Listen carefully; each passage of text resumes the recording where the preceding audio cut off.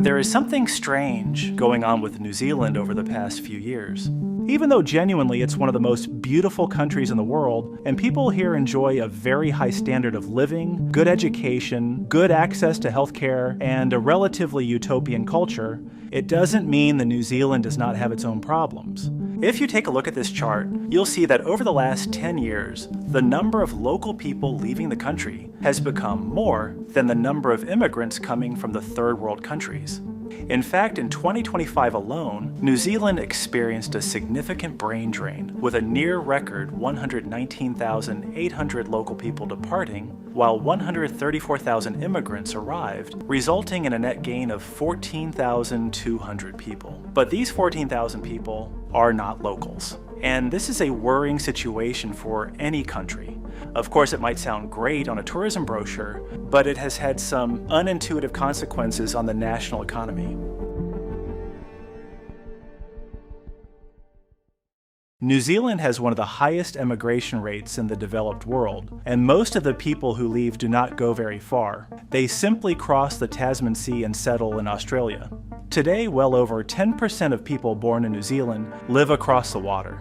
For a small, wealthy, and peaceful country, that is a huge number. In some years, the number of people leaving per capita has been similar to countries facing serious economic crisis. This is not a short-term spike. It is a long-running trend that continues to shape New Zealand's economy, society, and future. What makes the situation more concerning is the type of people who are leaving. It is not just retirees looking for sunshine or adventure seekers trying something new. A large share of those moving is young, educated, and highly productive workers at the start of their careers. These are graduates, skilled tradespeople, nurses, engineers, IT workers, and managers. They are the very people any country would want to keep. They pay taxes, start businesses, have families, and help build long-term economic growth. When they leave in large numbers, it creates gaps that are not easy to fill.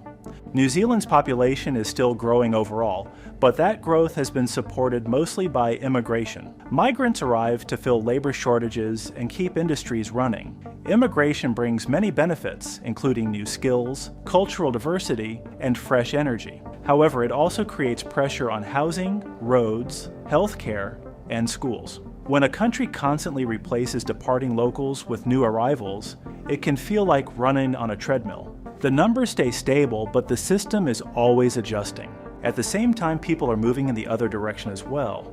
Around 90,000 Australians live in New Zealand. However, the profile of these migrants is different. Many Australians who move to New Zealand are older, financially secure, and often semi-retired or fully retired. They are drawn by the scenery, the slower pace of life, and the sense of safety and stability. Some invest in property or start small businesses, but many are not entering the workforce in the same way that young New Zealanders leaving for Australia are. This creates a demographic imbalance. New Zealand loses working-age professionals while gaining older residents who may rely more heavily on healthcare and pension systems over time. To understand why this pattern continues, it is important to look at the structure of New Zealand's economy. The country is small and extremely remote from major global markets. Its population is roughly similar to that of a single large Australian city like Sydney. Being small is not automatically a disadvantage, but it does limit the scale of industries that can develop locally. Being geographically distant from large consumer markets makes exporting more expensive and complicated. For many businesses, it is simply easier to operate closer to Asia, North America, or Europe. Large-scale manufacturing is difficult in such conditions. If a product can be made more cheaply in a bigger country, closer to major shipping routes, companies will often choose that option. Even advanced service industries face challenges. Financial services, for example, tend to cluster in major global hubs like Singapore, Hong Kong, London, or New York. In the Asia-Pacific region, Singapore and Sydney often attract multinational firms because they offer larger markets, deeper capital pools, and stronger integration into global finance. Auckland, while a pleasant and modern city, struggles to compete on that scale. Australia's close relationship with New Zealand adds another layer to this story. The two countries share very strong legal, political, and economic ties. Citizens can move between them with minimal restrictions. For businesses, this means that many operations that could technically be based in New Zealand can also be run from Australia without much difficulty.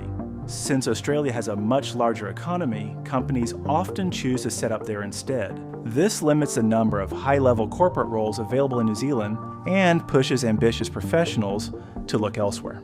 Despite these challenges, New Zealand has real strengths. One of the most important is agriculture. The country has some of the most fertile land in the world, along with abundant water and a mild climate. Farmers have adopted modern technology and efficient practices, making agriculture highly productive. New Zealand exports dairy, meat, fruit, and wine to markets across Asia and beyond. For a wealthy country, it is unusual to have such a strong agricultural base. In many developed economies, farming represents only a small part of the national income. In New Zealand, it remains a major pillar. However, agriculture does not create huge numbers of jobs for university graduates living in cities. Modern farms are highly mechanized and capital intensive. Expensive land encourages investment in advanced machinery that reduces the need for labor. A single large farm can produce enormous output with relatively few workers. This is great for efficiency, but does not solve the problem of limited professional opportunities for young urban residents. Beyond agriculture, a significant share of economic activity in New Zealand revolves around housing. Buying, selling, building, financing, and renting property account for a surprisingly large portion of national output. When so much capital flows into real estate, prices tend to rise. Over the past few decades, house prices in New Zealand have increased dramatically relative to incomes. In some cities, affordability has become a serious issue. The government has tried to cool the housing market. Policies have included restricting foreign buyers and changing tax rules to make property investment less attractive. These measures have had some impact, and prices have eased in certain periods. However, housing remains expensive compared to average wages. When young people struggle to buy homes in their own country, frustration grows. Even so, housing costs are not the only reason people leave. If cheaper property were the main goal, moving to Sydney or Melbourne would not always make sense, as those cities also have high prices. What many young New Zealanders are seeking is opportunity. Larger Australian cities offer more diverse industries, bigger companies, and often higher salaries. Specialized roles in finance, technology, research, arts, and corporate management are simply more common in bigger economies. A small country cannot support every niche profession at scale. This type of movement is often called brain drain. It happens when skilled workers leave a country for better prospects elsewhere. Brain drain is common in smaller or developing nations, but New Zealand's case is unusual because the destination is so easy to access. The arrangement between Australia and New Zealand is similar in some ways to free movement within the European Union. People can live and work on either side of the Tasman with few barriers. Unlike Europe, there are no language differences and minimal cultural gaps. A New Zealander moving to Australia does not feel like a foreigner in the same way someone moving across continents might.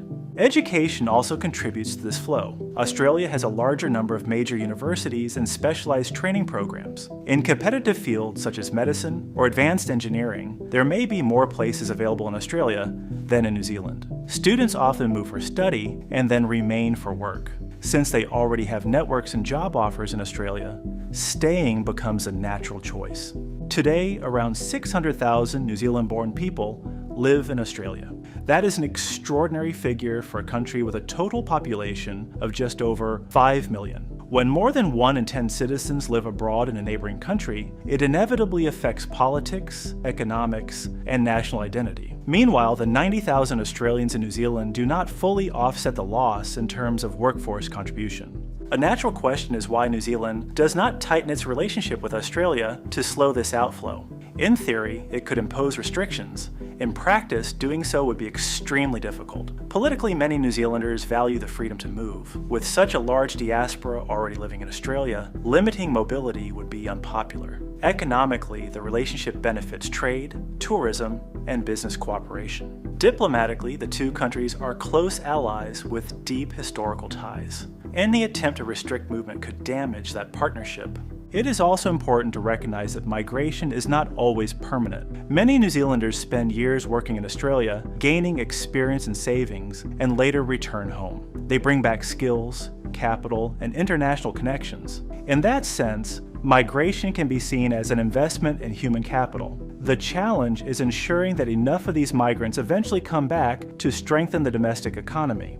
Improving local opportunities is not easy. Building globally competitive industries in a small remote country requires long-term planning and investment. However, New Zealand does have advantages. Government debt levels are relatively manageable compared to many developed countries, providing some fiscal flexibility. The country ranks highly in global measures of safety, governance, environmental quality, and overall quality of life. These intangible factors matter deeply to individuals deciding where to settle and raise families. New Zealand's landscapes, clean air, and stable political system are not just marketing points. They are genuine assets. They attract tourists, investors, and migrants. They also give returning citizens reasons to come home. While economic opportunity may draw young professionals abroad, lifestyle considerations often pull them back later in life. In the end, New Zealand's immigration story is not simply about failure or decline. It is about geography, scale, and the realities of living next to a larger, wealthier neighbor with whom movement is effortless. The open relationship with Australia is both a blessing and a challenge. It provides flexibility and opportunity for individuals, but it makes retaining talent more difficult for the country as a whole. As long as Australian cities offer slightly higher wages, larger markets, and broader career paths, many young New Zealanders will consider crossing the Tasman. The real task for New Zealand is not to close borders or limit freedom, but to continue building an economy where ambitious people feel they can succeed without leaving. That means diversifying industries, improving housing affordability, investing in innovation, and making the most of the country's strong institutions and natural advantages. The situation is complex and unlikely to change quickly. Migration flows respond to deep economic forces, not short-term policies. Yet New Zealand has shown resilience before. With careful planning and smart investment, it can reduce the pressure that pushes its young workers abroad while still enjoying the benefits of its close partnership with Australia. The goal is balance, keeping doors open while making home just as attractive as anywhere else. Let me know your thoughts in the comment below and make sure to subscribe for our next interesting video coming soon. This is Rob, and you are watching Beyond Economy.